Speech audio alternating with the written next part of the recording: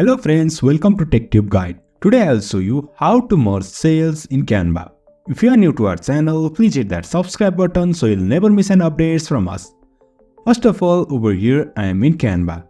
And over here you can see I have one table. If you are wondering how to get table, click on I button and you will find the way to insert table in Canva.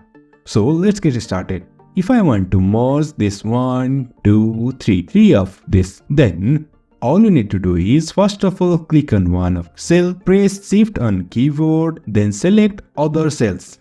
You can see I have selected this 1, 2, 3 cells. Then right click and over here you can find merge cells. Click on this and you can see here I have successfully merged these 3 cells in Canva. Also I will merge this first column. For that, I will select one of this and press shift on keyboard, then select other cells.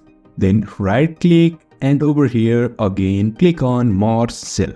In this way, we can merge cells in table in Canva. So if you find this helpful, please like, share and subscribe.